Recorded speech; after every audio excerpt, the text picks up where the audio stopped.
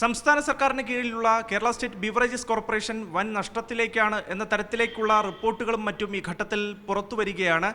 ഗാരനേജ് fees 406 കോടി രൂപ സർക്കാരിലേക്ക് കൃത്യമായി അടയ്ക്കേണ്ടി വന്നതോടുകൂടിയാണ് നഷ്ടമുണ്ടായത് എന്നുള്ളതാണ്.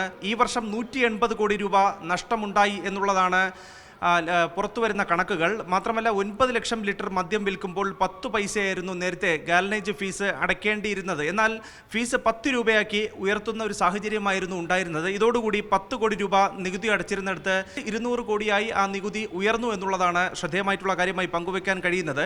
വലിയ ലാഭത്തിലൊക്കെ മുന്നോട്ട് പോകുന്ന സർക്കാരിൻ്റെ പൊതുമേഖലാ സ്ഥാപനം കൂടിയാണ് കേരള സ്റ്റേറ്റ് ബീവറേജസ് കോർപ്പറേഷൻ. അതിങ്ങനെ നഷ്ടത്തിലേക്ക് എന്തുകൊണ്ട് എത്തി എന്നതടക്കമുള്ള കാര്യങ്ങൾ ഒരുപക്ഷെ അധികൃതർ വരും നാളുകളിൽ പരിശോധിക്കുമായിരിക്കും.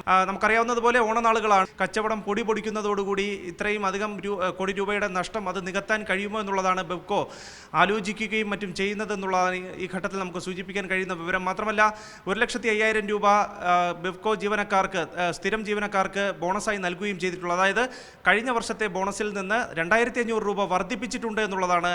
അത് തിരുവോണ ദിവസവും ഒപ്പം ചതയ നാളിലും മാത്രമാണ് സംസ്ഥാനത്തെ ബെവ്കോ ഔട്ട്ലെറ്റുകൾ അടഞ്ഞു കിടക്കുക. ബാക്കി എല്ലാ ദിവസങ്ങളിലും കൃത്യമായി പ്രവർത്തിക്കുകയും ചെയ്യും. ഗാലനേജ് ഫീസുമായി ബന്ധപ്പെട്ട് ഒരു നഷ്ടം ബെവ്കോയ്ക്ക് ഉണ്ടായിരിക്കുന്നു എന്നുള്ളതാണ് പുറത്തുവരുന്ന കണക്കുകൾ. ഇത് സംബന്ധിച്ചുള്ള കൂടുതൽ വിശദാംശങ്ങൾ ഒരുപക്ഷെ വരും മണിക്കൂറുകളിൽ ലഭ്യമാകുമെന്നുള്ളതാണ് പങ്കുവയ്ക്കാൻ കഴിയുന്ന വിവരം. തിരുവനന്തപുരത്ത് നിന്ന് പത്മകുമാറിനൊപ്പം അഭിജിത് ജയൻ, സി മലയാളം ന്യൂസ്.